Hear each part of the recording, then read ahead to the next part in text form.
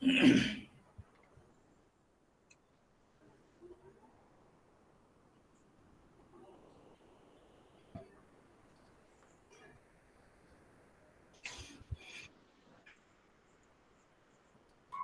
sir, good evening.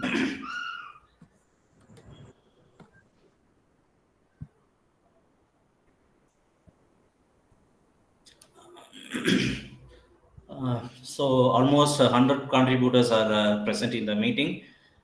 We can start the session. Sure ji.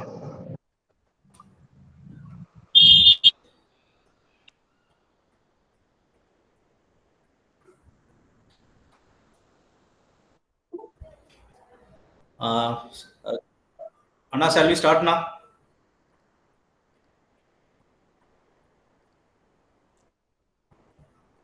Yes, we can go with this. Yeah.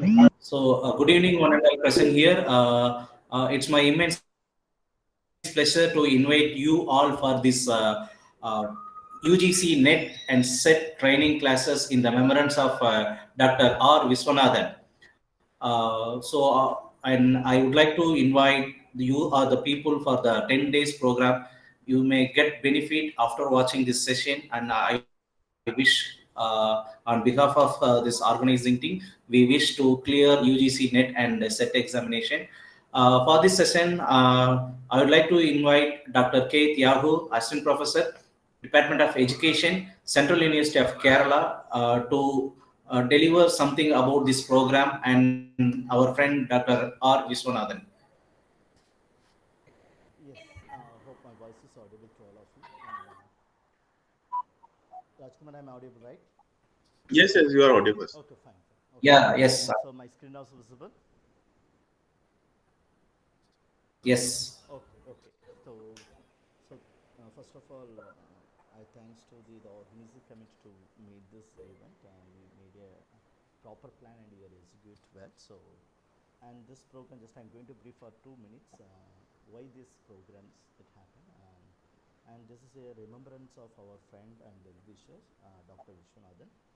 For him only, we are organizing this kind of program. Just I'm going to brief about him, very small notes about him.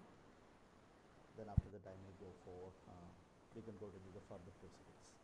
And in the memory of Dr. Viswanathan, he's a person, Dr. Viswanathan.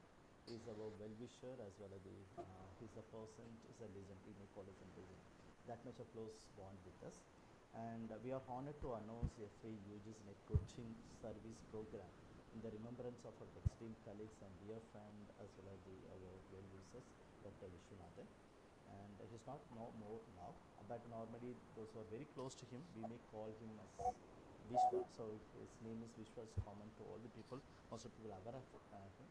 And fondly known as Vishwa, his qualification is the ME English, MAd and PhD in English. So such a wonderful person. His native is Madurai. He done most of his UGPG program, everything is in Madurai only. And whenever we call him, he will extend his support. Even when you go to the midnight and when you call him, he will come on and support. That kind of very close bond with all the members, particularly those who are having close contact with him. And tragically, we lost him in the year 2021 of May 16 due to the COVID-19 pandemic. At that time, he died because of the COVID issue only.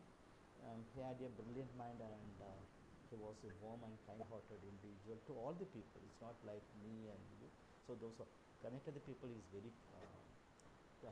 close to all the members, and he was always willing to help us, readily assisting friends and colleagues, Madurai and elsewhere. That's the reason I told. I met him one of the conference in the year 2010 that time. So at that time onwards, that moment onwards, I had a close bond with him. But we miss him, his presence now. Such a wonderful guy. And the free coaching program is a tribute to Dr. Viswanathan's memory and the way to honor his dedication to education. So for this motive only we started to start this program. We believe this initiative would bring solace and happiness to his soul in this. In the third year since his passing. This is the third year of his death anniversary. So in this moment, we started this kind of initiative. So your success may help the happiness of your soul. So thank you so much to all the people those are joining here. So hope you may get a good success of this Usenet program. And now I'm inviting Rajkumar to give you a brief intro about the Usenet program, and then we can go with further questions. Thank you.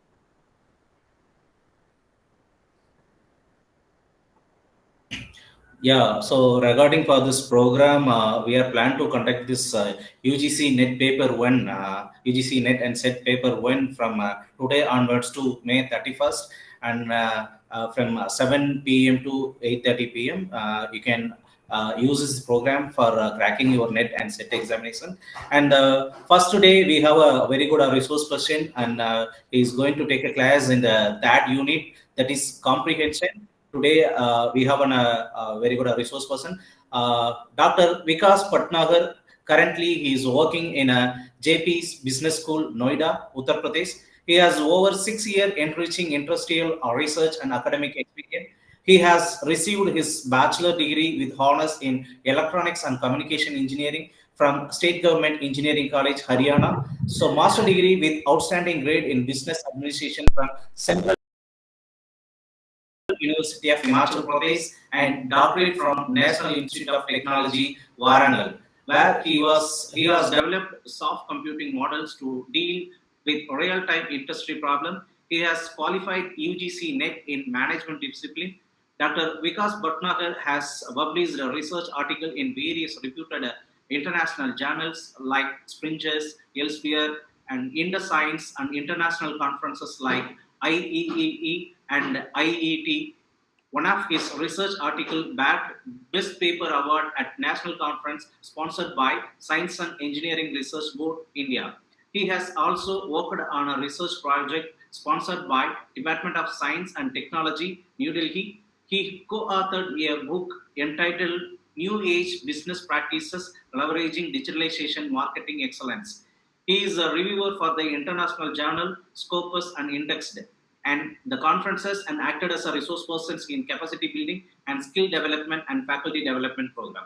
So, on behalf of the organizing committee, I wish and I will thank Dr. Vikas Bhatnagar for accepting this program. Now, I hand over the session to Dr. Vikas Bhatnagar. Thank you very much, Raj. And it's really I'm feeling privileged that you called me for this particular event, which is in the memory of your dear friend. And obviously, that person also has his family and everybody around him. So maybe if I able to contribute something, and certainly I will try my level best. And I wish that everybody who is going to attend this particular session, they are going to get some advantage, and maybe they able to clear their net or CCT set exams. So on this note, basically, I would like to start. But before starting, let me give you, one insight about this exam or any exam you have to give in your life. Basically, everything starts with the confidence. So if you feel you are confident enough, you can crack that exam. You are certainly going to crack that exam. But if you have some doubts in your mind, no, this could not be possible, this is not for me, or this is not my cup of tea, then certainly it will, it will generate a lot of doubts in you. So you don't have to doubt yourself. You have to, go beyond those doubts and have to work upon on your skills and devote your time. Be sincere about what you are doing, and certainly success will be yours. So just like, and I got the topic for the comprehension, and when I look at the syllabus of this, nowadays it is conducted by NT, I believe. So what it says passage of test will be given and questions be asked from the passage to be answered. So basically that will be the scenario or you have to tackle when you have to go with this comprehension part in this particular net exam. So I believe from the very, our school days, basically we are doing all this stuff. All our English exams have this kind of, unseen passages. So where from paragraph has been given to us and we need to find the answer from that. But the thing is, suppose you are running out of time and you feel like whether I able to answer this particular passage, I need to read the complete passage, then only I will be able to get the answer. Is that the real scenario? I doubt so. You know, whenever you are, some passage will be given to you, it will be related to some particular real time, scenario. Like maybe it's from AI, maybe from data analytics, maybe it about the climate change, maybe it about some poetry. Some poet has written some particular, verses, and that those verses has been given to you as an unseen passage, and you have to get the answer from that particular unseen passage. So how we actually go with that particular thing? So we will go with 3 or 4 unseen passages. I will show you that particular passage to you. We will read it, and then once we read it, and then we try to answer those. This we will do for the first passage. Second passage, we try without reading the passage. We try to find the answers. You know what will happen? It will save you some time, and that time will be utilized in some other activities as well. So, on that note, first, let me go with the first approach where we need to read the passage first, and then we're going to get the answer for those passages. So, on that very first note, let me share my screen so all of you can able to visualize that particular passage and read it out.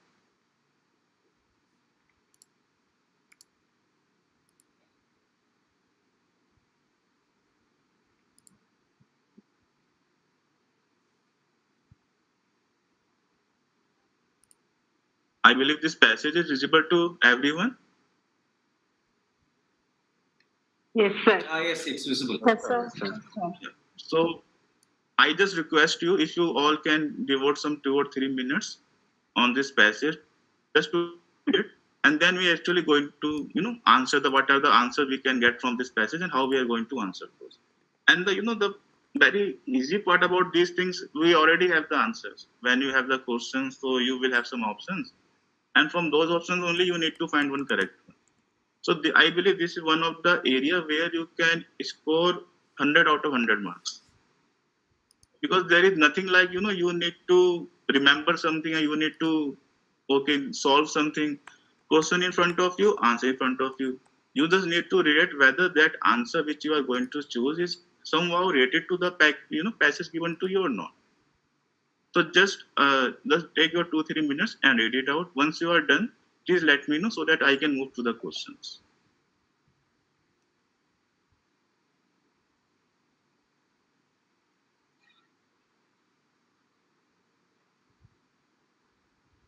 And if you're able to not understand even a single word in this passage, just let me know. I will try to help you out with understanding of the passage.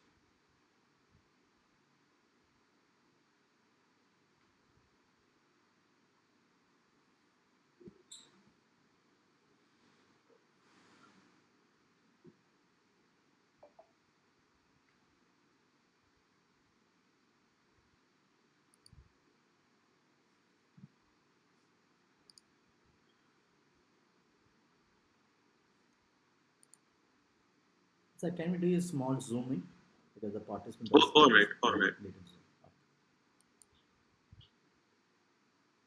Is this fine? Yeah. Yes. Fine. Yeah. All right.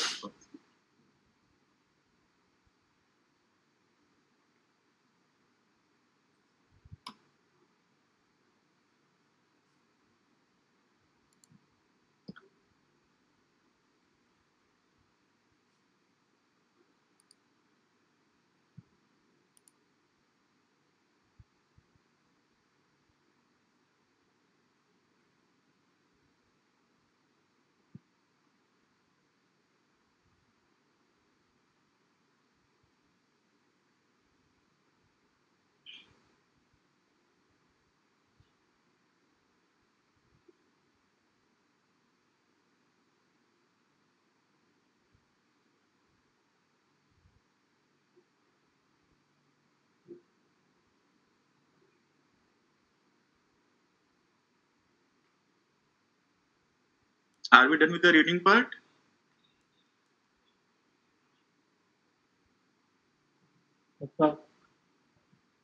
Okay. So I believe most of you must have read by this time, because this is not a very big passage to read. I think this is the only thing. All right. Now, whenever we going to solve this kind of unseen passages for our, exam, so what actually people do? Suppose if I am the one, I'm going to, write this exam once again, and this is the passage given to me. So what I will do first, I have two approaches. I will read the question first, then I will try to link that particular question from which paragraph or which part of this passage that question has came, and then I will try to find the answer. So in that case, what I am doing, I am reading question, I am reading passage, finding the answer, again reading the question, again reading a passage, finding the answer. So this is one approach. Second approach is, first I read the complete passage. I will make some notes, small notes in the rough sheet. Okay, this could be the important point, and then basically I'm going to read all the question and going to answer in a single go. So what you feel? So this is what you feel like. Which is the better approach? The approach one, where I read, question, I read passage, I answer it. Again, I read question, I read passage, then I answer it. Or the second approach, where I read the passage in a single go, and then I answer in single go. So, in your opinion, what do you feel like? Which will be a time-saving approach, and which is the better one?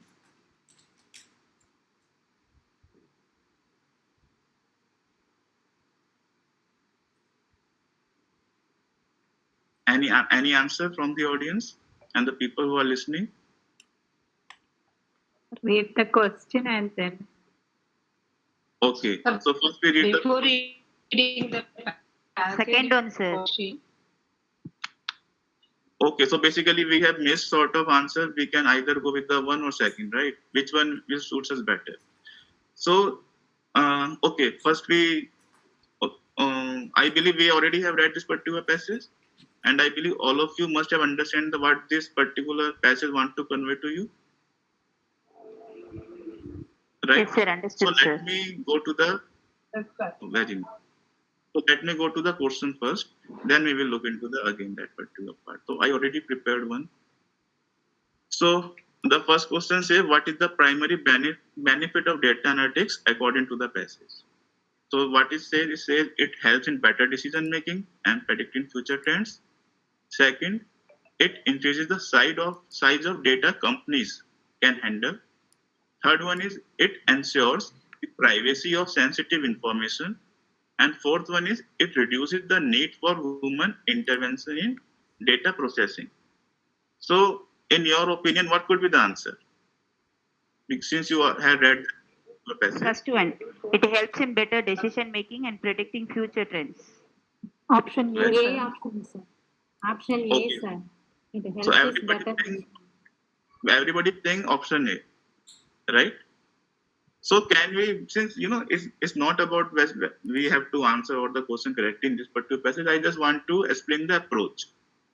So for approach, I will go with every option first. So the very first option it says it helps in better decision making and predicting future trends. Means if I use data analytics, I can make better decisions, which will be data driven. And second, it will also make some forecasting purpose or the prediction purpose. Okay, this is we can do with the data analysis. Second one is it increases the size of data companies can handle. Now, if we talk about the increase in the size of data, basically we are talking about the big data. We are not talking about the data analytics. So obviously the second option certainly going to rule out from our option given to us, right? Second one is it. Third one is it ensures the privacy of sensitive information. Now, do you feel when we go with the data analytics, it will actually ensure the privacy of information, or we actually putting our data in an open domain? Since suppose you want to do your data analytics on a cloud-based server. Everybody understand this cloud-based server? What do we mean by this cloud-based server? No? Okay, let me explain to you. Suppose you have some, 5 TBs of data, right? Now, how you are going to analyze these 5 TBs of data? Do you think your system, your conventional system, even your high-end laptop will able to analyze that particular data, 5 TBs of data? Even the complete hard disk in your system might be 1 TB or 2 TB, isn't it? So when you have that kind of data and you want to analyze that, how you are going to analyze that kind of data? Obviously, it won't be helpful on the system we are having, on the desktop, on the laptop we are having. So what will you do? You actually upload your data on a cloud-based server. What a cloud-based server basically is, it says basically it is a infrastructure where we have a lot of systems with very big memory, and there only we are saving all our data, and there only we have all the tools we are having for the analysis. We do the analysis on those particular server, and that server we are getting the output. So any example about this cloud-based server? I am telling all this stuff because maybe if this kind of questions will come in your in your exam, or maybe in any other exam, you able to crack it because you know the basic concepts, right? So when I'm talking about the privacy of sensitive information, when I am giving my data to some other person, right? When I am putting my data on some other person's server, and that person, see, there are two things. This person will be charging some money to me. Okay, if I have to do analysis for your data, then obviously I will getting some money. Otherwise, why I allow you to put your data on my server? Second thing, I am giving money. Second thing, now my data is not limited to me, because if some other person is going, or some other server is going to analyze your data, they need your data points. So if you feel like, if I kept my data on some particular server, then certainly the all the data has been given to some other person, so there will be no privacy at all, isn't it? So how you can say that I can ensures the privacy of a sensitive information, because I'm giving my data to some other person for the analysis part. So obviously this will not be a primary benefit. It's a benefit because if you feel like, yeah, I have this much of data set I cannot analyze on my own, I need to analyze it somehow for my what the purpose I want to solve with that particular data. But the thing is it the primary benefit? No, because it also have some other issues. So that will not be a primary benefit. Why I am going to do the data analysis? Now come to the last part, which is it reduces the need for human intervention in data processing. Now, do you feel this option, is in sync with the data analysis? Reducing the human intervention is equivalent to data analysis, or it's something else? What we call when we try to reduce the human intervention? I give you one example. Maybe from that example, you may understand what I want to convey to you. Suppose you want to, get your car out of the garage. You have one garage. Your car is parked inside, and you want, whenever you go to the gate of this garage, automatically gate will open, and you can go inside the garage. You can take your car out. And now you don't have to go, and you don't have to open the lock and everything, and then only you are going to take your car out. So what I did, I tried to reduce the human intervention.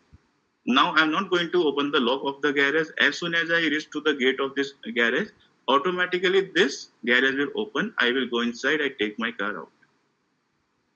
So what basically I'm doing here? Am I doing the data analysis, or I am automating the system? I'm automating the process.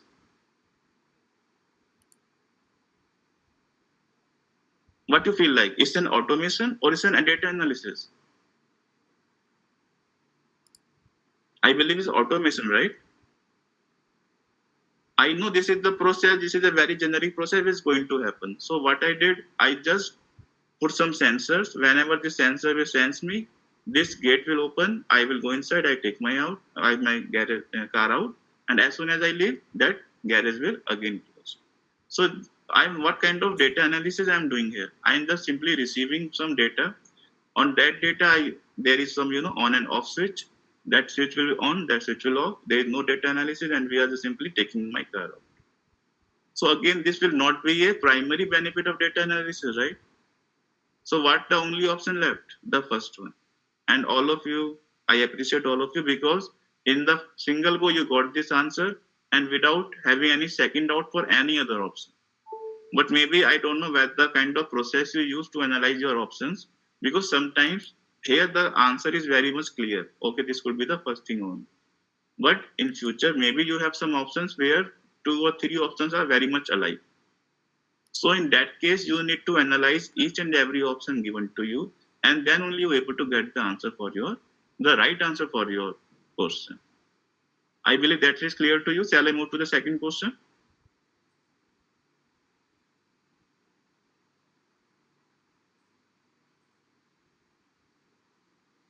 Shall I? Okay. So now the second part is what is big data as described in the passage. I believe all of you have read the passage. So I'm not going again to the passage because I think that passage is a very simple level. So I believe all of you can find the answer. Now without looking into the passage. May I know the answer now?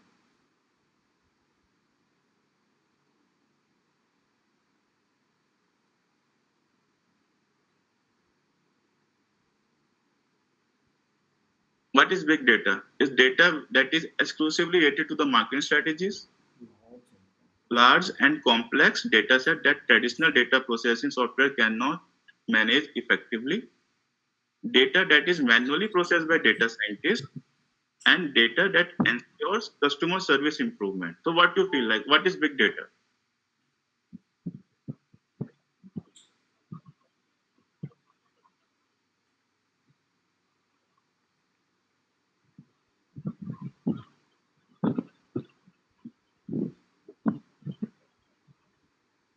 Option B. Option B, very nice. Any other option we have here?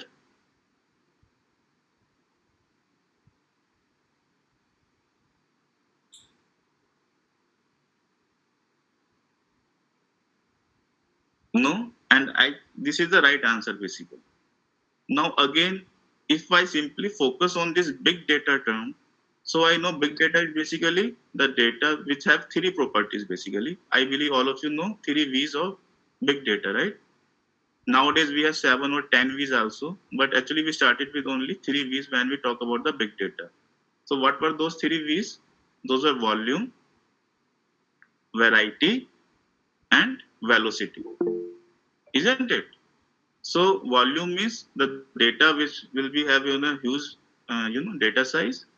Variety, the data is not only limited to the test data or the numbers. This may be images, this may be audio, this may be videos. And the third one is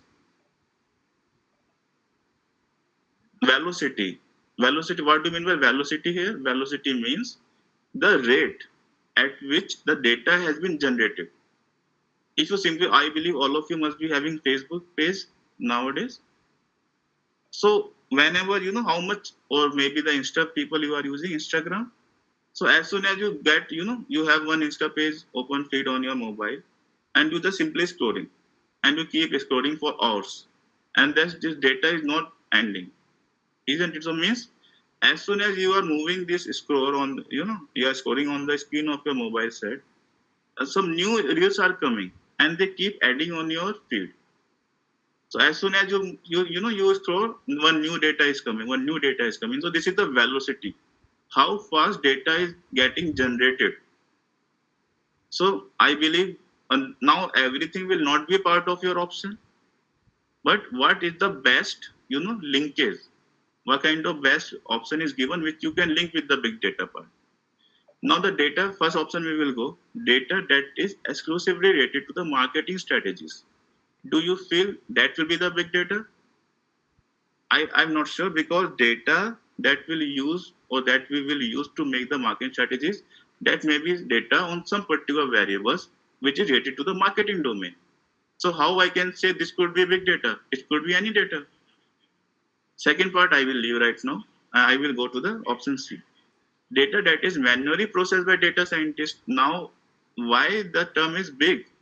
When I can actually, process this data manually. It's not possible, because nowadays the speed of the data is too high. The variety of data is too much. It's not possible for me to manually analyze the data. Not even for the data scientists. What data scientists will do, they do all the analysis on big systems, on the servers. So they are not going to use pen and paper to do the analysis on this data. So again, C option will not be a valid one. Now D, data that ensures customer service improvement. Obviously, why we use data? I use data to get some insights from the data. If I know one product is not going good in the market, but how I know that this product is not doing good in the market? I will only know when I get the feedback from the market. And how I will get the feedback, and what will be in the feedback? I will prepare a questionnaire, I will float into the market, I will get it filled, it will come to me, I will have some data enumerators who will feed the data in the data tables, and then I will see how many people say good, how many people say bad. So if I know this data or this particular feedback is doing good, then obviously I will say, okay, I am doing well, there is no need of improvement. If I find out that this data is not good enough, then obviously I need to improvise my things. But that doesn't mean it's a big data. It could be simple data, because before the concept of big data has came in the market, that time also we do the analysis, isn't it? So how we can say this kind of problem we are going to solve? It will going to solve only by the big data. It could be we can do with the simple normal data as well. Now the only option left is C, which says the large.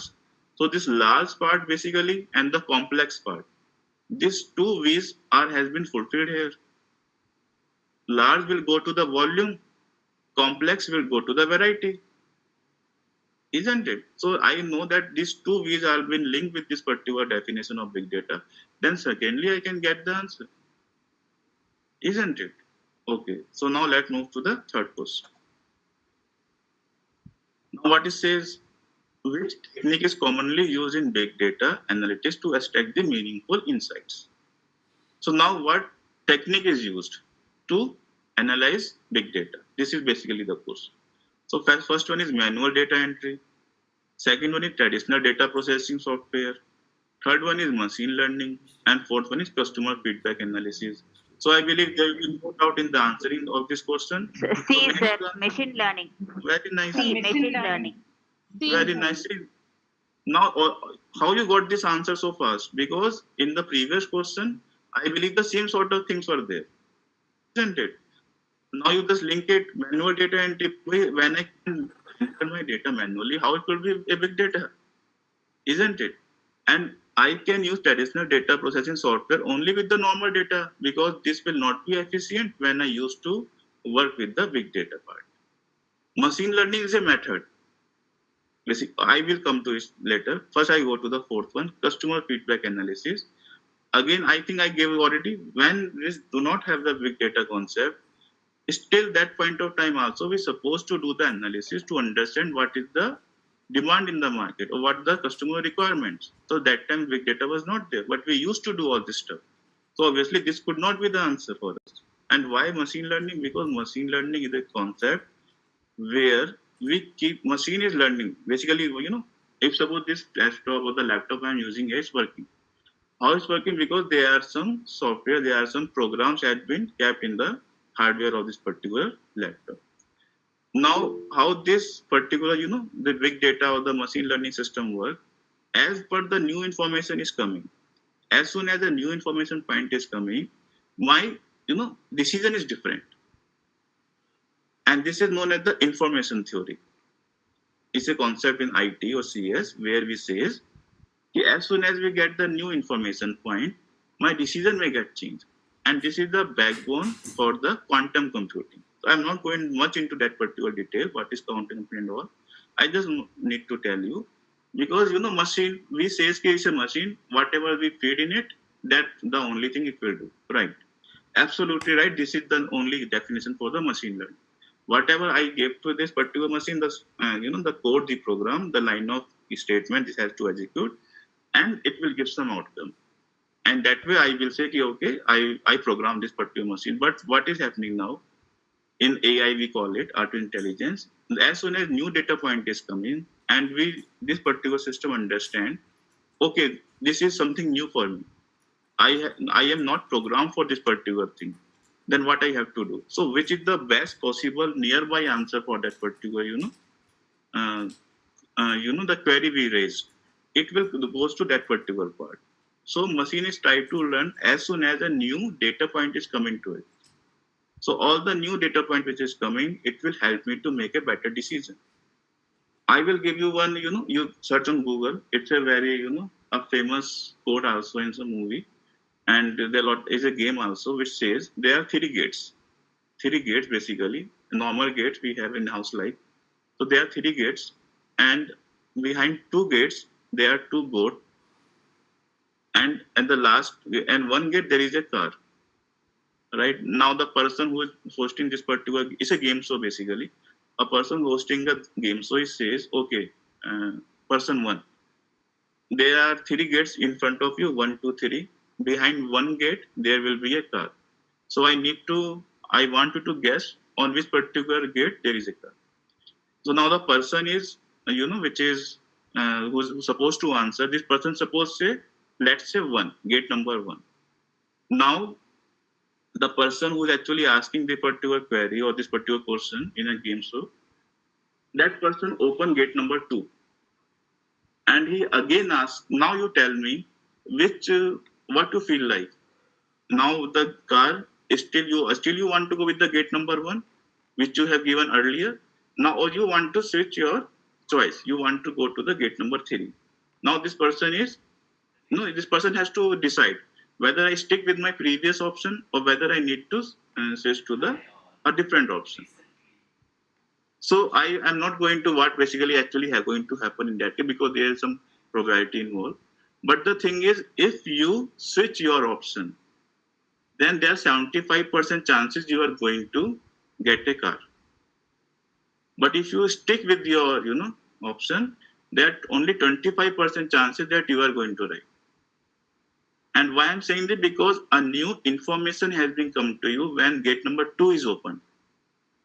So now, and what are the mathematics involved behind this? I wish if you could go behind that and be able to understand this. And if you don't, then okay, we can connect later at some other stage, and then we able to answer that. All right. So I believe this answer also. The answer is C, machine learning, because that's the technique basically we use with the big data methods. Now last. Okay, I believe there are 6. Okay, the 5th one. Now just read it. Okay, let me read it. What is the significant challenge mentioned in the passage regarding the implementation of data analytics? Now, just before answering this question, let me again go back to the first 3 questions. This is the first question, right? Now, what it says, what is the primary benefit of data analytics according to the passage? Even if you don't read the passage, still you're able to answer this question, I believe so. Second one, this is a general question. You can simply answer by looking at the option. There is no need to get into the passage. But one, again, this is a very common. Then you can simply answer. There is no need to read the passage. Now we are coming to this one, current one, right? Now it says what is a significant challenge. Now let me move to the options first. Then we will see high cost of data analytics tool. Do you feel this is a challenge in implementing the data analytics in our organization?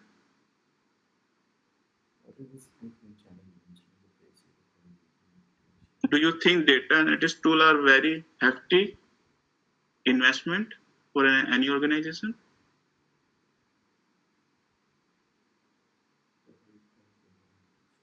No? Okay. Come to the second first. The complexity of data patterns. If I B, sir. implement, which one? B, sir. B, sir. D. Complexity of data pattern. Okay. Okay. I will go one by one. Now, high cost of data analytics tool basically, it says if I want to do some analysis, data analysis in terms of big data, will it cost me too much? Now it depends. So I'm not saying whether it's a right or wrong. This could be a challenge. Why? Because if I am going with the servers, then of course it will cost me some bucks, right? So and maybe depending on the kind of server you are going to ask, it maybe varies. So maybe it will cost you too much. So I said this could be a challenge. Second one, complexity of data patterns. Obviously, when I said, we have one another way in data, big data, which is variety. When you talk about the variety, then variety of data is there, certainly complexity will be there. So again, this will be a challenge if we go with the big data analytics. Third one is data privacy concerns. Now, when I told you, right, once I put my data on some other person's server, so I don't have a control over that.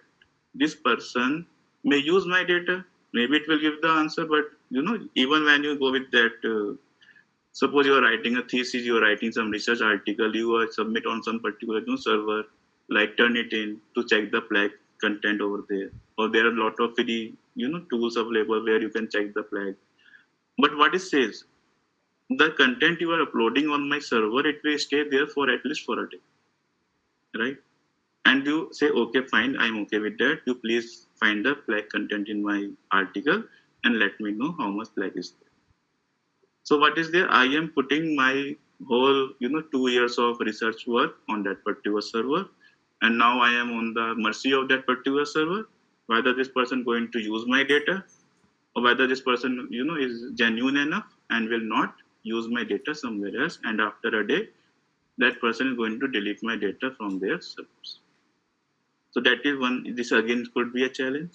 And the last one is slow pace of data analysis.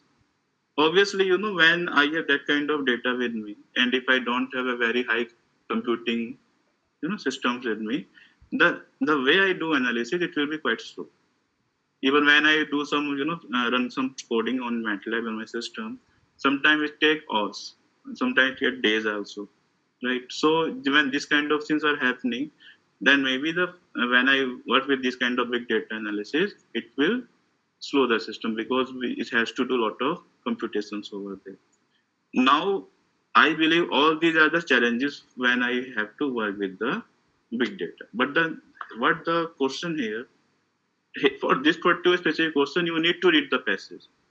If you have read the passage, you could have answered this. Otherwise, all these things are the significant challenge when we go with the data analysis. Has anyone remember what kind of challenges they have mentioned in the passage? Because I know it's a long time now. I believe it's half an hour. So you must have forgotten what you have read. But still, if anyone can recall, that's the reason I told. Option C, sir. Very nice, very nice. That was the basic, thing which has been mentioned in the passage, that whenever we work with the data analysis thing, the big data part, so there is a concern for our privacy of data. So for this particular specific person, you're supposed to read that passage very carefully, right? So that's the reason I was saying if you are putting your, first few minutes there, why not you can write down few points over there which you feel this could be some significant, or maybe somehow what we will do when we summarize some content, we try to reduce the length of the content, isn't it? When we summarize, ideally if I need to summarize something, it must be the 1/3 of a given content. That will be summarized content. So I'm not talking about the you need to make it one third. Why not you just simply find some key points over there, which you can easily recall it whenever you need that. Otherwise, what is happened? You already invested your 5-10 minutes in reading the whole package. Now, once you read the the question again, now have to read it. So I don't want that this kind of things may happen to you during the exam because it will a time consuming process. And this is the thing what I'm saying here. The question is there, answer is there. You don't have to do any sort of calculations, and you just need to put a take an answer. And this is the area where you can score 100 out of 100. So if you have read that particular passage and you remember that, then certainly you know that the answer is C. Okay, all right. So let's move to the another one. It says, how can organizations address the challenges associated with data analytics? Right. So what organizations do if they need to meet the challenges? First, by increasing the size of their data sets. Second, by investing robust data security measures and providing continuous training for employees. Third, by reducing the complexity of their data. Fourth, by relying solely on the machine learning algorithm. So, in your So opinion, what option answer? B, sir. Option B, sir. Option B. Well, you see now you automatically get the answer from the previous one. Why? Because what it says, we are concerned. What is the challenge here? Data privacy.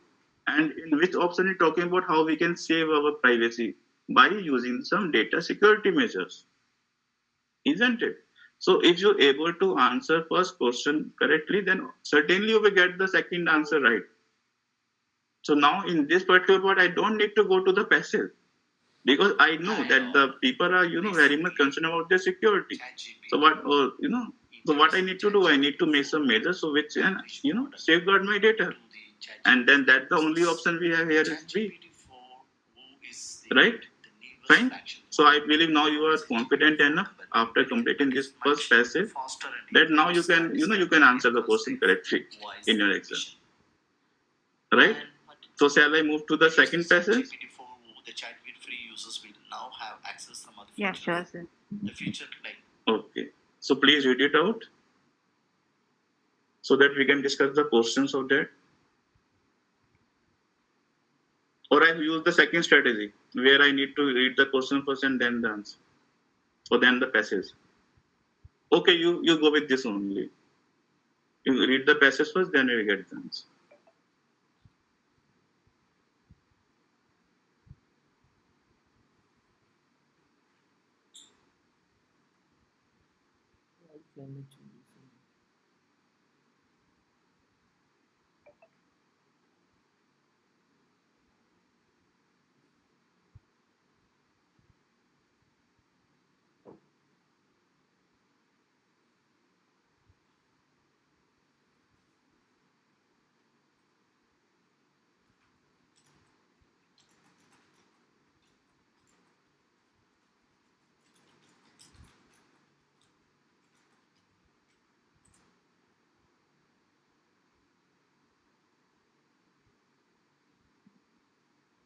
Okay, excuse me for a moment. Let me have some water. I will be coming back in 2 minutes.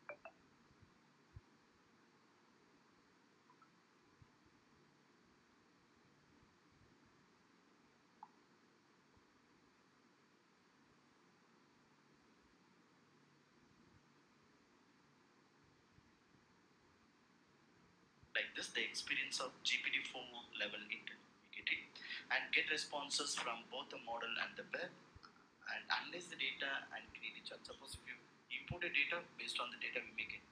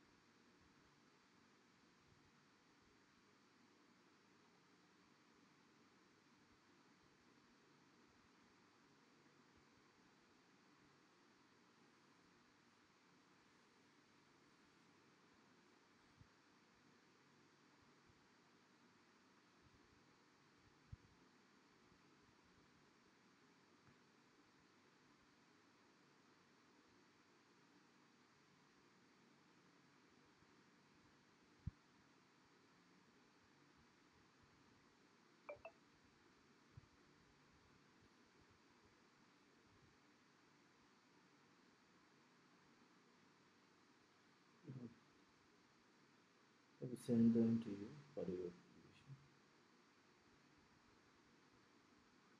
I will send them.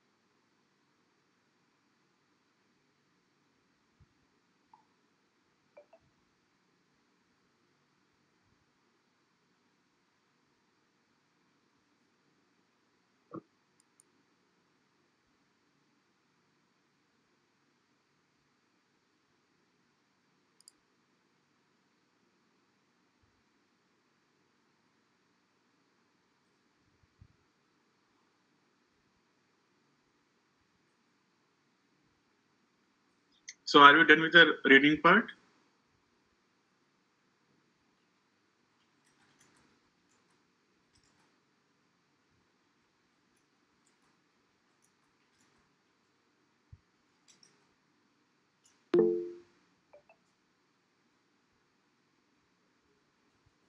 Yes, sir. Okay, shall we move to the question then? I believe you make a summary this time. And the Yes, sir. important, you have noted down some important points which you could use when you have to answer the questions. So I hope this time there will be no error while answering the question, because already we know all the what could be the important part which has been read in this particular page, passage. So now let me move to the questions related to the passage 2.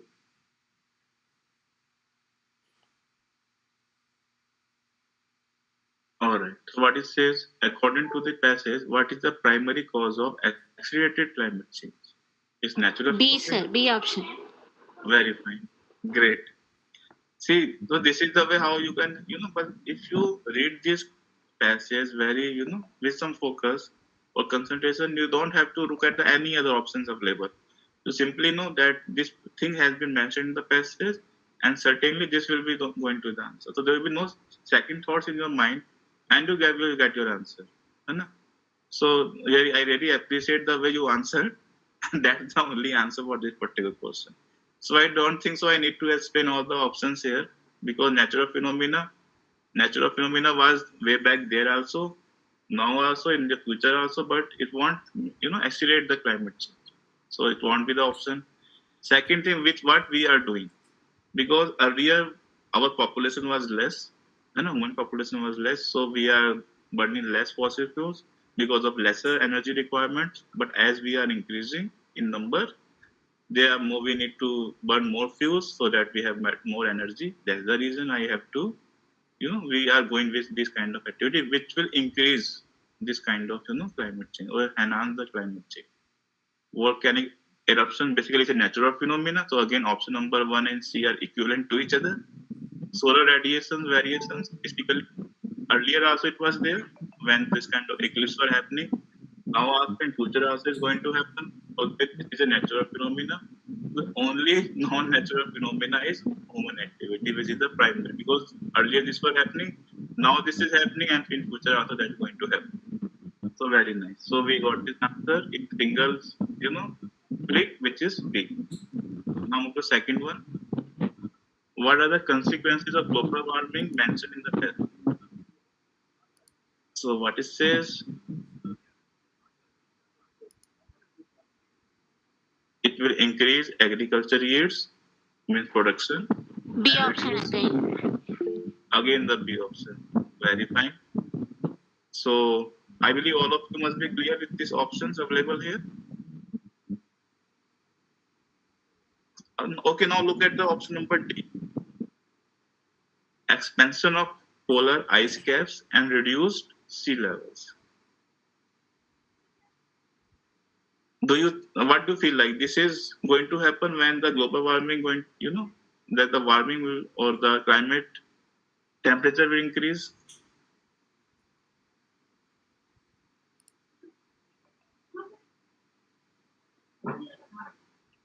You see the option number B and option number D. They have reverse polarity, means they are reverse in nature.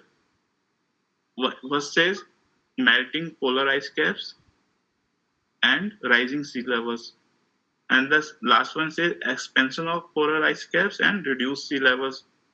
Can you relate these two concepts here? What basically they want to say? What will happen when the temperature will rises? The B. Melting polar ice caps will be happening, sir. Yes. Because of that, the sea level will be getting raised. Very nice. Very nice. So basically, you're able to link the thing what is going to happen. If the ice caps will going to melt, then certainly sea level will be rising. Why I'm stressing on these two options only? Because when you read the passage, you must have focused on the ice cap and the sea levels.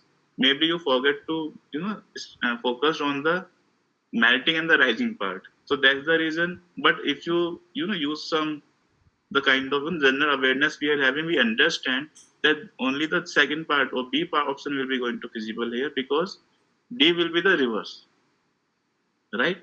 Okay. So now let's move to the next question. What it says: what are the key strategies for mitigating climate change as discussed in the passage? What we can do so that we can reduce the effect of this climate change in our environment. Which one?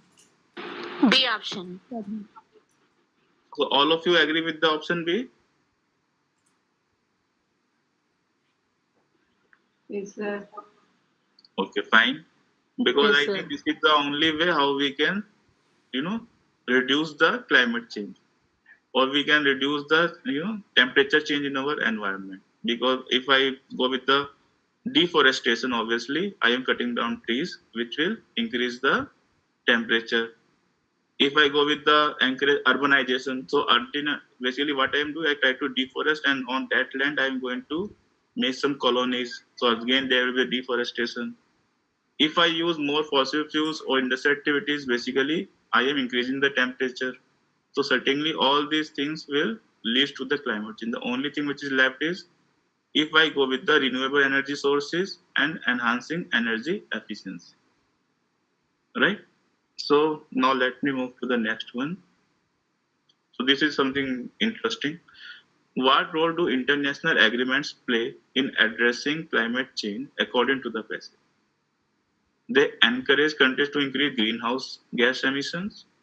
They set targets for reducing emissions to unite countries in the fight against climate change. They promote the use of non-renewable energy sources. B option again. B. B. All of you B. are confident enough on B? Being Yes, sir. Because all Yes, sir. other things are the totally opposite of this. If I what do you mean by greenhouse gas emissions? These are the carbon gases we have. So if this kind of more greenhouse gases will be there, then it will increase the temperature of earth. Then certainly it won't be a good thing for us. If we go with the third one, if I go promote the non-renewable energy sources, then certainly it will also not be option, because in the previous question I neglect that part. Fourth option, they provide funding for deep. Who will provide the funding to cut the trees? Even we have in our country in India, we have protests that we need to save our forest, right? So again, nobody will give you money for that. The only part left is now. Okay, I will give you one more point here which you can use when when you study on this particular sustainability concept. So we have this carbon footprints. Anyone knows the concept of carbon footprints?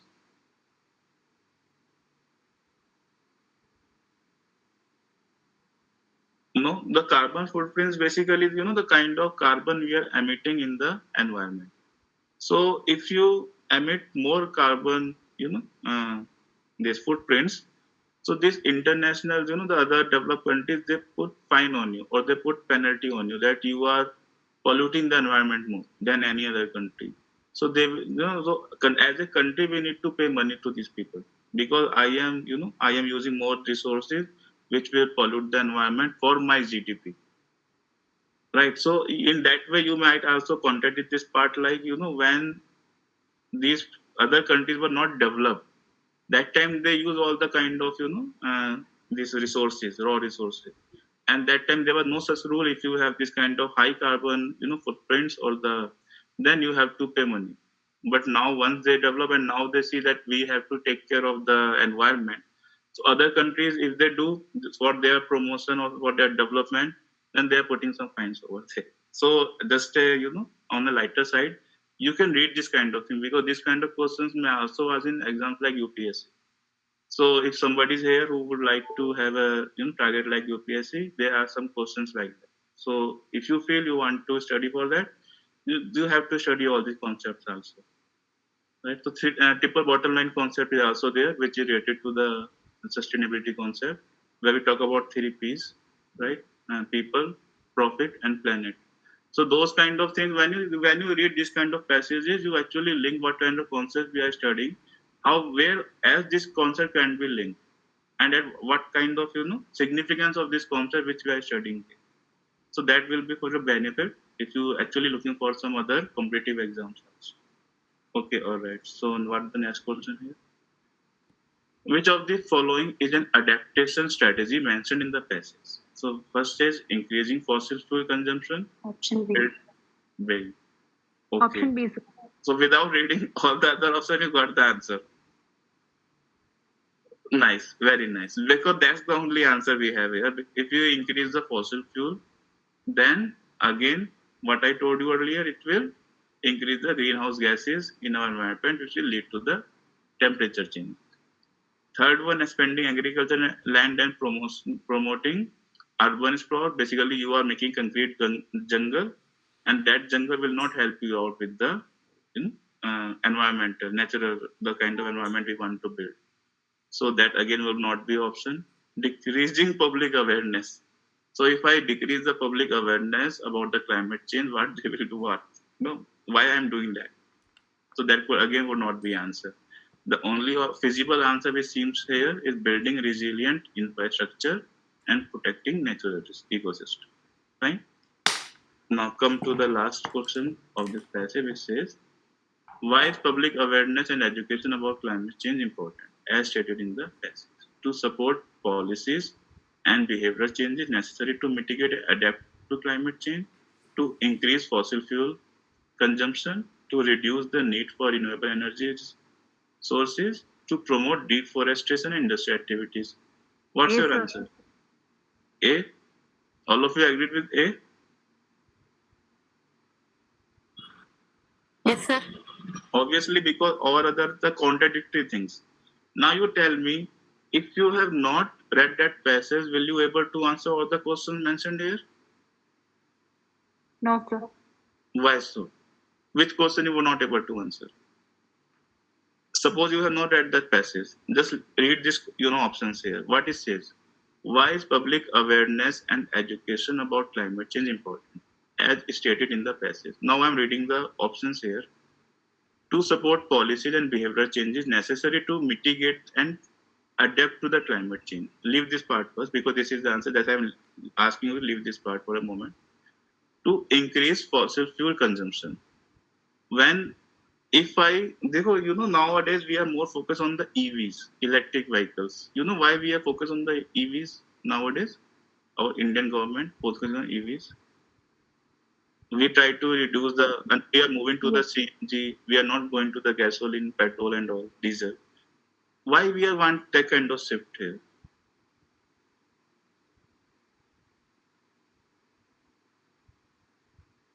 Why For EV? reducing pollution. Which one? For reducing pollution. For reducing pollution, fine. And To reduce reduce what? Carbohydrates emissions. Good. the use Very of nice. fossil fuels. Sorry, your voice got break in between. I didn't get you.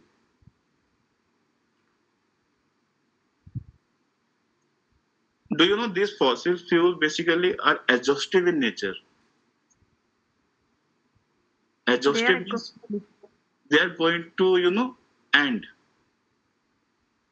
So if they got basically, end or that we consume them completely, so we are not left with any other fossil fuel with us. So that's the reason we are moving to the renewable energy sources. Like hydropower plant we can use. Instead of thermal power plant, I can go with the hydropower plants where water is used to generate the electricity. And from this electricity, I can drive my vehicles, which is electric vehicles. Isn't it? So I need to somehow educate people that we need to reduce the use of this fossil fuel because they are exhaustive in nature and they pollute the environment, right? But if we have a full stock of the fossil fuel and we do not have the electricity with us, then certainly I'm going to use that. But somehow I need to preserve because they are going to end at some day, in some time. So we need to preserve them. So obviously this could not be the feasible answer as per my general awareness. Second thing, to reduce the need for renewable energy sources. Now this is a totally opposite of the option number B. It says I need to reduce the use of renewable. Why? When these are renewable, again they can be generated, then I supposed to use more. Then I should not go with the option number C. Now come to the last, to promote deforestation and industrial activities. If I promote deforestation, basically I am going to cut all the trees or the natural habitat we have. So I am, endangering how many things? I'm endangering this, even this, like, different animals. We have a lot of animals, those got or are at the extinction. After some time, you're not able to see those, birds. So if I go with this kind of things, certainly when the environment is not suitable to live for these animals, what do you feel like after how much time that this environment will not be suitable for human beings also? The environment is so much polluted, you're not able to, have a, fresh air or clean air to breathe. You have to use this, this in our house we are using this air freshener and all. So obviously this again, as my gender awareness is tells me that this could not be a thing. So what the only thing is left? The only thing left is I need to make some policies or make some behavior changes in my people so that we can try to reduce the effect of this climate change on on our planet. So without reading this passage, by knowing my general awareness, I can answer this question. And I believe all the questions, if you read it, so you don't need to go with the passage. You simply read the question, you can write the answer. This is my understanding. I believe If you go with that, maybe you can find some more better answers if you read the passage. I never say you don't read the passage. You read the passage, but if you feel like if I without reading the passage I can answer, then why not? Because generally in your exam paper you won't get something which is very controversial in nature in your exam. So they will ask you some general things like that, like data analysis, why it is useful, and all the things, IoT and all. And now they are using about the climate change. So we know these things are happening. So even without seeing the passage, I can answer those questions. So why we am telling you all this? Don't waste much time. If you feel you can read the question and you can get the answer, it's some very general phenomena. Everybody knows that. You can read. If you don't know the phenomena, I will come to that particular part also in the last passage, which is the fourth one. So there you might not be aware of number of words which has been used in the passage. Maybe that time you need to understand how this word has been linked, why in which context this word has been used, so that you can answer the questions. So on that note, let me move to the without wasting some time. Let me move to the passage 3 because you need to do an exercise also with the passage 4. I think I need to reduce the little bit of size, otherwise you won't be able to read completely.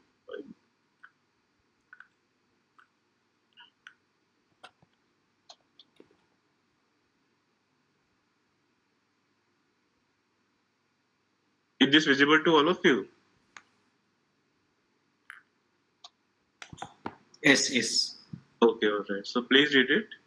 I think it's still a little bit, little bit longer, but I think we can read in 2 or 3 minutes.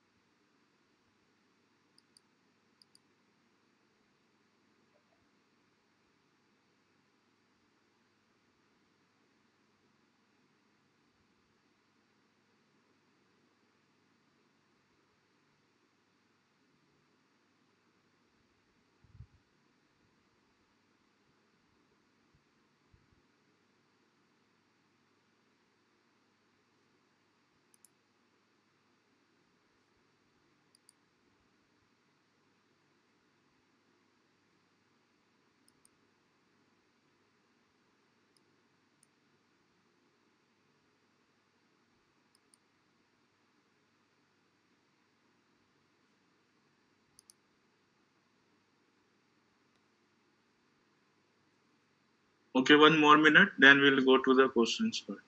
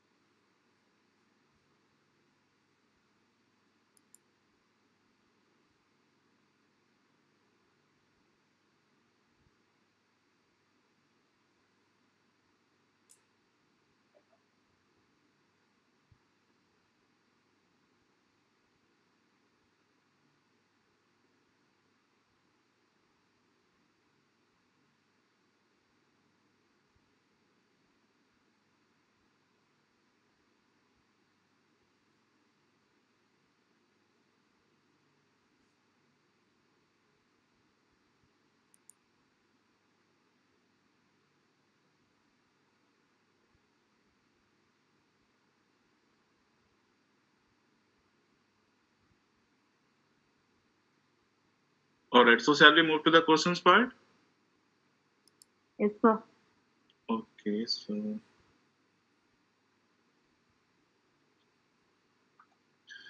Okay, so first question is, what is one primary benefit of AI in healthcare mentioned in the passage? So it will eliminate the need for humans clinicians. AI system can analyze medical data to identify patterns and predict outcomes with high accuracy. AI system can fully replace human radiologists. AI system reduce the need for patient privacy measures. So what you think? Option Option B. B. Fine. Option B. Right. Why so? Because in the passage has been stressed upon. Even we use the AI, we supposed to use some human clinicians. Why so? Because we need to take care the nuances of the individual patient's care. So everybody might, because if we program something, then that will, just like I told you in the very early starting passage, if I program something, that will behave as per the program only, right? If something new will come into it, then it will have to answer from all the possible outcome which we have already fed into the system. If there is something new is coming, so obviously the system will give in the output only out of the limited outcome which we have mentioned to the system. It will not generate a new answer on its own. So that's the reason we supposed to have some human intervention, which will help or which will take the help of AI in making the decisions. So certainly, is AI is not going to eliminate the need; it's only going to support us, or the human being. So there are a lot of queries have been asked in number of sessions taken by me, that what will happen if AI will going to dominate and all the human jobs will be done. Basically, what this AI will do, it will only going to automate the things. So there with the job profiles which could be automated, there could be we can use this AI system. But where every time the new problems are coming and we need a a different scenario is coming, so certainly we need a human brain, because we have emotions those AI is not having. Maybe people are going to put the emotions also in some time, but still the kind of when the new things are coming, we actually think on those parts. Okay, till now this kind of things have never happened, so maybe we need to look out a different measure this time. But what these people will do, the kind of things we are programming here, we already give some if and else conditions, and accordingly it will behave. So certainly, if we are not going to replace or is not going to eliminate the need, but okay, so these are the A and C part. Look at the D part here. Basically, which says it reduces the need for patient privacy measures. How come? If I need to use the AI, then certainly this AI will be working only when I put the data of the patient with the in that software package. So already we have discussed in the previous two passages. If I put my data to use at some other places, then my data is not remain with me now. Now it's in the public domain, or maybe the domain where I kept it. So certainly it has to here I need to increase the privacy concern for my data. It's not about the reducing, about the increasing. And then the only part left is B, which says AI system can analyze medical data. Because now, when I talk about even for the medical data, we have number of data. Suppose if you look at the ECG, what is called electrocardiogram, right? How your heart is beating. So it will put a a graph over there. So now the kind of data you are getting is graphical data. Now how you are going to analyze this graphical data? So either you are going to convert the graphical units into numbers and then you are going to analyze those. Or maybe you have some other, some visualization tool which will help you to put some control units and then you can say, okay, this is the person who is having a healthy heart. So that's the reason this is the heartbeat rate lies in between the given, the bracket we are having. So now if we have this kind of system in us, it will certainly help me to make a better decision, right? So that's the reason we are doing. And since it's a automated program is a program which we have told code, so it will behave as per I coded the program. So there is no way there which it will make any sort of mistakes. Now you must have seen the number of scenarios where you find out okay this we have run the program and we got the wrong data, or maybe the system it's about the human error. If we feed the wrong data to the system, then certainly we won't able to expect the right answer from the system, isn't it? So just to hide the human errors, people just simply blame on the system because they cannot speak for themselves. But the thing is, this is something where accuracy is high. That's the reason we have calculators in early stage, early time. Now we have system, desktop where we have a better computing power, and we are doing because they don't make any error like that. But there are some sort of garbage data which may be accumulated when we keep running the same program on it again and again, or we need to create the cache memory. There's a separate thing. That is a little bit more technical, but the thing is, it make less error. I will say zero error as compared to the human when we have to, because sometimes we also try to innovate something. So in the kind of innovation part, we might make some mistakes, right? And if we want make a mistake, we want invent something new. So we have to go beyond the critical the traditional boundaries we have set up. Then only we able to explore the new things. But this system, this will only remain in the boundary which you have set up, and it will never went beyond that particular boundary. So that's the reason it will only going to assist us. So that's the reason second part or option B will the right answer for this. Move to the next question. According to the passage, what is the significant ethical concern related to the use of AI in healthcare? AI systems increase the cost of healthcare. Obviously, this is not an ethical concern. AI, because it's a monetary concern now. Yeah. Which one? Option C. Very nice. That's the right answer. But okay, let me go with the option, all the options here. AI systems always make accurate predictions. Again, this is not related to the ethical things. AI system require access to large data. See, this is the thing again, the privacy part, which we are seeing from the very first passage. So everywhere, wherever the technology is coming, you feel like privacy is the thing where people are more concerned. I give you a small example again on this part. There are automated cars in Europe or USA. They are, they are experimenting and they are running. Now, it's a big case happened where somebody have hacked the Tesla system and they make some accident of that particular self-driving car. So now, even if we have this kind of AI in our system, or we have made some code or some software which will have this car to move on the road on the basis of the sensors they have kept. But what is happening if somebody enter in that particular software and they change the coding part? And it says if you find some obstacle, just hit it. Instead of you need to, just try to avoid that obstacle on the road. So this is certainly totally different. Now people hack into your system. Now what kind of information is there in your system? Maybe it's a software code or program, or maybe the kind of you have some personal data is there. They can take that particular data set. So there is kind of breaches are happening. So we try to stop that part. And that's the ethical concern when we go with the AI. There are a lot of other examples also, like in operations, industry, supply chain management. Again, there are some ethical conditions. I won't discuss over there, but yes. So there are a lot of, in all the management domains, there such things are happening. So we need to understand what could be the ethical concern when we work on. even in law. In our law system, what are the ethical concerns? Is somebody blaming a person wrongfully?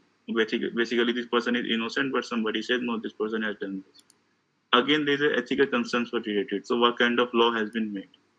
So there are a lot of things, but here what we feel like is because we talk about in this particular passage talk about the healthcare things, and in healthcare we talk about the patient information. So obviously that data is very much we need to preserve that data, we need to safeguard that data.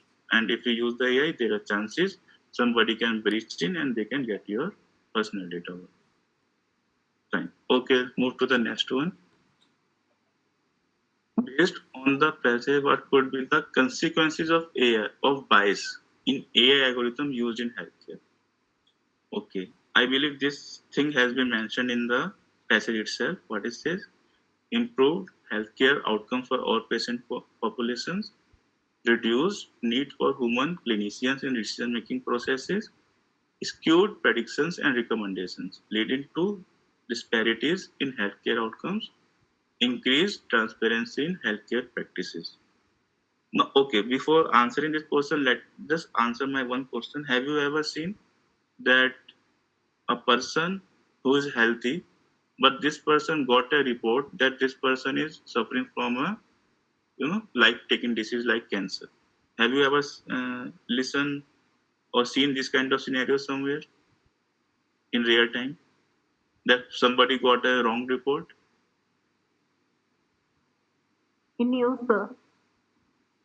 You have seen, you never saw that kind of scenario in your life in real time that somebody got a wrong report. Okay, this person has has a very health in a very good health condition, but this person got a report like you have a blood cancer, and now this person is worrying and I just only have 1 or 2 months left to live. So now the kind of things what I'm saying here, who actually making this error? Maybe the kind of what the kind of software I have used before putting the software in production part. I need to train the model.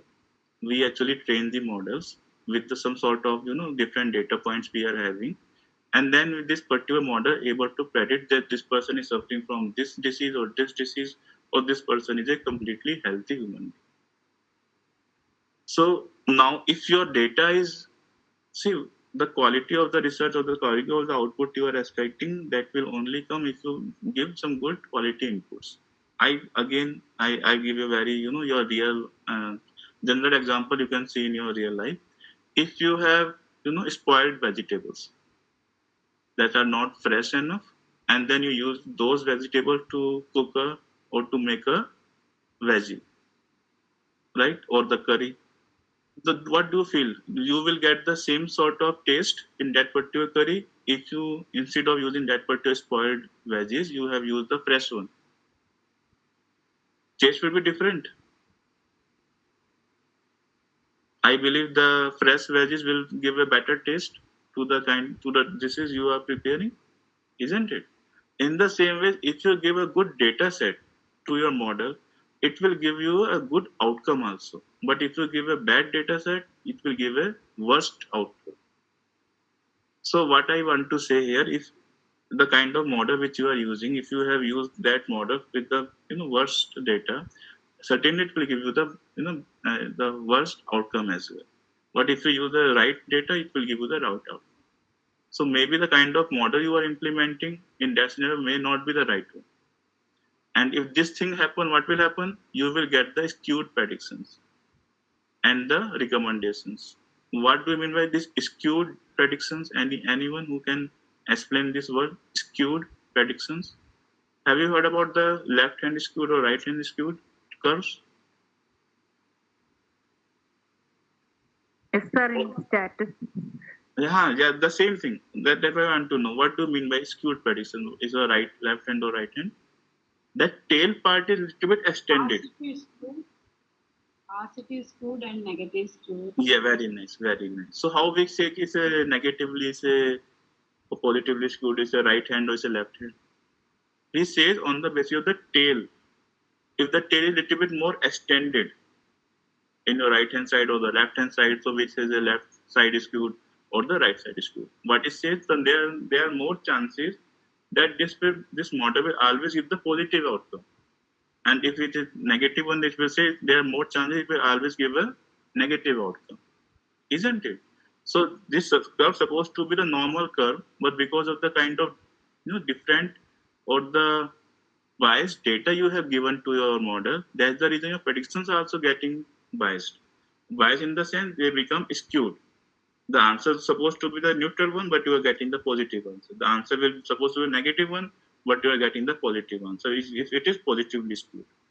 So these kind of thing basically will happen in our model what will happen when my data is not correct. Maybe the person who is operating on the system, he don't know how to operate. Maybe this person have tried to get a report for Vikas Bhatnagar, but this person put the data of Rajkumar to get the report. So now Rajkumar's reports come to Vikas Bhatnagar because the data is of Rajkumar, but receiver is Vikas Bhatnagar. But this is not the problem with the AI, but this is the problem with the person feeding the data because he fed the wrong data. Or maybe the software is a little bit skewed because most of the data this software is using to analyze is from the from the region which is suppose Mumbai, but I am the one which is staying in such a polluted place which is Delhi. So in here the obviously the health condition of a person who is from Delhi is very much worse than the person who is staying in Mumbai because the weather is little bit calm over there. So that's the reason if my model is trained for the people who are staying in Mumbai, if I use the Delhi person data to to give the recommendations, even I'm in good health conditions, it will say, no, you have some this kind of disease, you have some asthmatic problems. Isn't it? So that's the thing that has been the curse of this particular passage. So if you got this thing, so certainly you can simply get the answer like C. And the other part basically will not actually the consequences. Basically, those are the positive outcomes. Okay, so let me move to the next one. It says, essays suggest that the doctor-patient relationship might be impacted by the use of AI. How should this challenge be addressed? Okay, so let's see the answer. By completely eliminating human involvement in decision-making process, by ensuring that human clinicians remain involved in decision-making process to respect individual patient care nuances. C. By relying solely on AI for all diagnostics decisions. And D. By reducing the amount of patient data used in AI system. So what do you feel? What could be the answer? Option B, sir. Very right. Because I think that's the same statement you must have found in passage itself. And obviously, I try to make a linkage between these two. I don't try to eliminate any one of them. So by the other three options, we try to just simply focusing only on the one component, either AI or human beings. But in the B option, we try to find if there is sort of connection we can make between these two. So that's the reason. And as I told you earlier also, basically, we tried these people or this system basically used to help human beings to us making some good decisions, which is data-driven decision. Time Okay, the last question here is, what measures does the passage recommend to address the ethical challenges of AI in healthcare? Okay. Reducing the use of AI in healthcare, stabilizing robust regulatory framework, enforcing data protection standards, ensuring algorithmic transparency, and promoting unbiased AI systems. Rely on AI system without the need for human oversight, allowing unrestricted access to patient data for AI development. And I believe the answer is very, very, simple to answer. Option B, sir. Right. So now I believe once you have gone through the curse of this particular passage, so there is no need again to go through. Once you see the options, you will get the answer. Because all other options are not feasible in this case. The only answer is B. Fine. So I believe now you are much more confident enough while you are going to deal with this kind of passage system. Then the last passage here, which is I want to give you as a practice set. So let me just move it here. And this is very small one. So let me increase the size. You don't have to stress your eyes over this passage. and there are no options here. Okay, so what I can do, I can, put this passage on your WhatsApp group along with the questions, and then I expect some answers from you, right? So after, let me wind up at this particular stage only. I put this as an exercise for you. I will take a pic and I will load on your group along with the question. Just try to answer, and let me see how many of you are able to answer this question without taking any other external, sources for your help. Do on your own. So on that note, I'm going to, stop this presentation here right now. Let me stop sharing and come back to the screen. Yeah. So I believe that's all from my end. And if you have any queries, you can ask.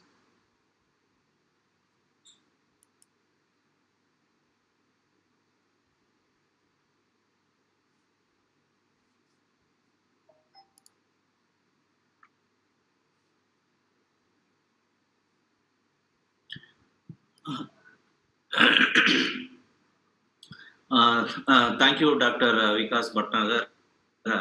Thank you for your wonderful presentation. And I think people may get so much of information regarding your presentations and explanations. Thank you for your wonderful session.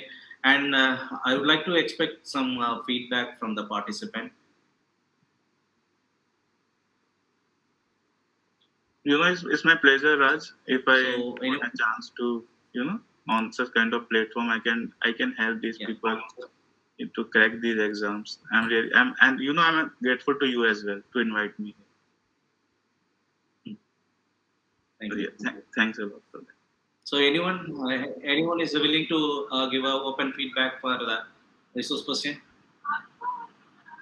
Good evening, sir. Yeah, so the people are posting in the chat. Yes, Good evening, yes. sir. Yeah, good evening. Yeah, please let me know. I'm Kalayasi, research scholar from Madurai Kamaraj University. With this session, I came to know really wonderful session. But even though we know the answer out of 4, how to rule out the remaining? That is the major technique. Mostly we used to do, but that is again that is the correct method we confirmed by your session. It's my pleasure. Yeah, if you're able to understand this, the way how we can eliminate the rest of the options which are not useful in our case. Really, to see this, hear this feedback from you. We are able to understand this is right. That accuracy we are able to understand how it could be. So thank you so much, and very patiently you have explained actually three passages regarding the data analysis and AI and climate change. Though it is a comprehension, we comprehended 3 different kind of passages, the 3 different fields we have understood, how we have to answer the questions in the net set exam. Thank you so much, sir. Thanks a lot. It's a pleasure. Pleasure always to hear those kind words. Yeah, thank you. Thank you so much, Kalayarasi. And the people are messaging in the chat box also. Thank you so much, sir, for your useful class. And the session was very useful. Thank you, sir. Thank you, very useful. Thank you, Dr. Tyagu, sir. And like the people are posting in the chat box also. I hope I did some contribution in this workshop, Raj. Okay.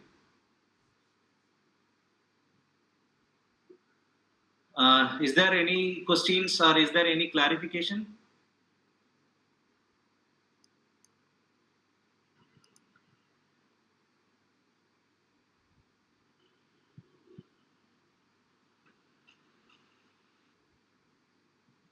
Yeah. Thank you, team members. Clear, sir. Okay, shall we wind up today's session? Yeah, go with this. We can wind up. Okay, officially we can wind up. Yeah, thank you. Okay. Let me allow to give a official vote of thanks for the resource person. So this is Dr. R. Viswanathan Remembrance free UGC net and set training classes. In the remembrance of Dr. R. Viswanathan, the organizing team is proud to host a free net and set coaching class. This is a first session focused on Unit 3 Comprehension, expertly delivered by Dr. Vikas Bhatnagar. We extend our heartfelt gratitude to Dr. Vikas Bhatnagar for his capitative presentation and insightful explanations. His ability to clarify even the most intricate concepts was very truly commendable. Furthermore, we would like to acknowledge the active participations of the attendees, which enrich the learning environment. This session serves as the fitting tribute to Dr. R. Viswanathan legacy and our collective pursuit of academic excellence. Once again, I thank you for the resource person and all the participants. We will meet on tomorrow in the another session. Thank you all. Thank you, Rajkumar. Thank you. So Okay, thank you everyone.